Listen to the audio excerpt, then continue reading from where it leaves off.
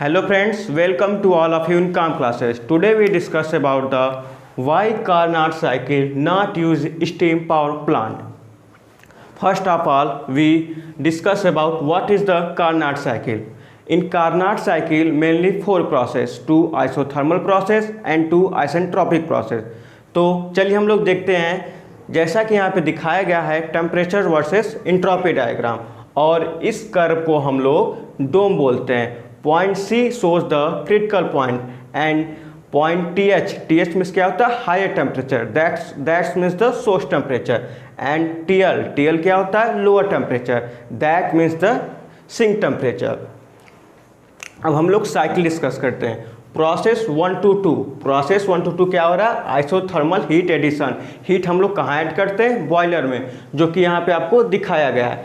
And process 2 to 3 expansion of turbine हो रहा है, आइसेंट्रोपिक एक्सपेंशन, जहाँ पे आप लोग का यह इंट्रोपी कांस्टेंट होता है S2 = S3, जो इस डायग्राम में शो किया गया है. जब एक्सपेंशन ऑफ टरबाइन होता है तो वहाँ से हम लोग को क्या मिलता है वर्क मिलता है, वर्क ऑफ टरबाइन.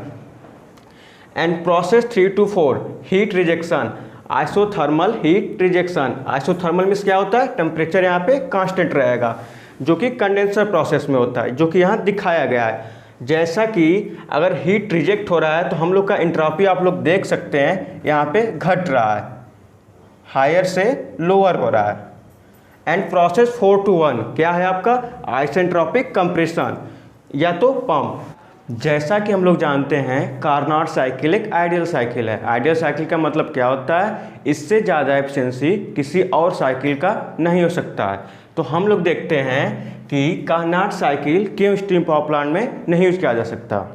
तो सबसे पहले हम लोग देखेंगे कार्नोट साइकिल का बेसिक रिक्वायरमेंट है कि heat addition and heat rejection take place as isothermal process. तो आइसोथर्मल प्रोसेस कब तक अचीव किया जा सकता है, इस डोम के अंदर liquid plus vapour two phase system है. अगर हम लोग टू फेज सिस्टम में हीट एडिशन प्रोसेस कर रहे हैं तो प्रैक्टिकली आइसोथर्मल प्रोसेस अचीव करना पॉसिबल है. जैसे ही हम लोग डोम के बाहर जाते हैं तो isothermal heat addition process practically achieve करना पॉसिबल नहीं है. तो कहाँ तक हम लोग आइसोथर्मल प्रोसेस अचीव कर सकते हैं, अप टू क्रिटिकल पॉइंट तक. जैसा कि हम लोग जानते हैं एफिशिएंसी ऑफ कार्नोट साइकिल क्या होता है 1 - lower temperature upon higher temperature.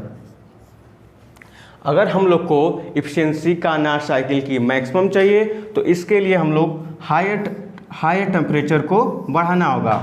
और हायर टेम्परेचर हम लोग कितना बढ़ा सकते हैं, इस डायग्राम में जैसे हम लोग दिखाया गया है कि हायर टेम्परेचर बढ़ाएं हम लोग, जो क्रिटिकल पॉइंट से ज़्यादा बढ़ाएं, तो यह साइकिल पॉसिबल नहीं है. अगर एक एग्जांपल के थ्रू समझते हैं हम लोग, जैसे कि क्रिटिकल टेम्परेचर ऑफ वाटर कितना होता है 374 डिग्री सेल्सियस.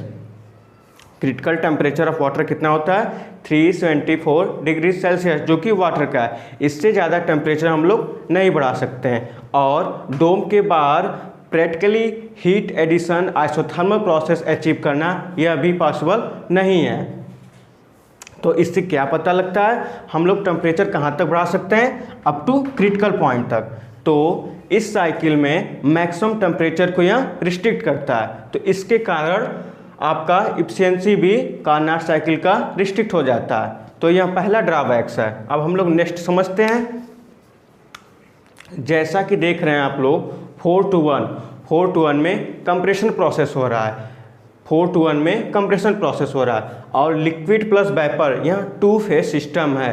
और टू फेज सिस्टम को कंप्रेस करना यह भी एक पॉसिबल नहीं है. ऐसा कोई कंप्रेशन डिजाइन नहीं कर सकते जो लिक्विड प्लस वेपर दोनों को कंप्रेस कर सके. अब हम लोग देखते हैं 2 to 3, इसमें एक्सपेंशन ऑफ टरबाइन हो रहा है.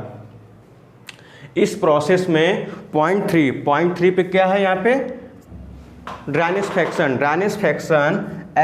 x3 यहाँ पे हम लोग को कम मिल रहा है. ड्राइनेज फ्रैक्शन अगर कम मिल रहा है तो इसका मतलब क्या होता है मॉइस्चर कंटेंट ज़्यादा है.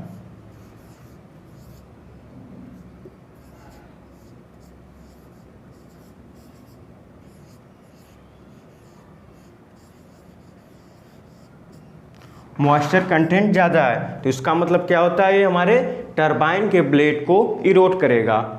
यह जो कि कार्नाट साइकिल के साथ यह डिफिकल्टी है, टरबाइन के ब्लेड को इरोड करेगा।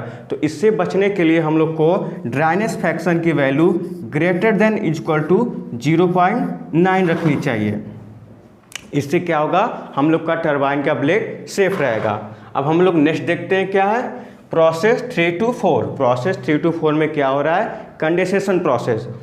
अगर प्रोसेस 1 क्या है, प्रोसेस 1 सैचुरेटेड लिक्विड, अगर प्रोसेस 1 को अचीव करना है हम लोग को, तो प्रोसेस 4 को यहीं पे रोकना होगा। तो प्रोसेस 3 to 4 कंडेंसेशन प्रोसेस में प्रिसाइजली 4 पॉइंट पे रोकना, यह भी एक डिफ़िकल्टी है। अगर हम लोग 4 से ज़्यादा चले जा रहे हैं तो हम लोग को यहाँ पे कहीं टेम्परेचर मिलेगा, अगर 4 से कम है तो यहाँ पे कहीं टेम्परेचर मिलेगा। तो यह भी पॉइंट 4 को कंडेंसेशन प्रोसेस से प्रिसाइजली कंट्रोल करना, यह भी एक डिफ़िकल्टी है। तो हम लोग देख लिए क्या क्या, heat addition and heat rejection.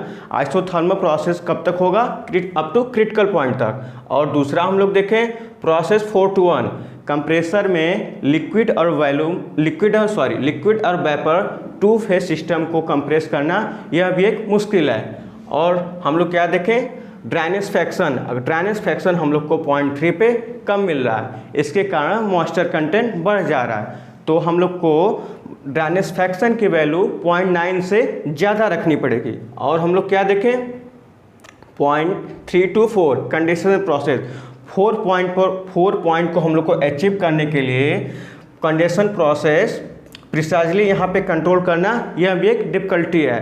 तो these are the difficulty associated with the Carnot vapour cycle. So I hope you enjoy this session. Please like, share and subscribe our channel. Thank you.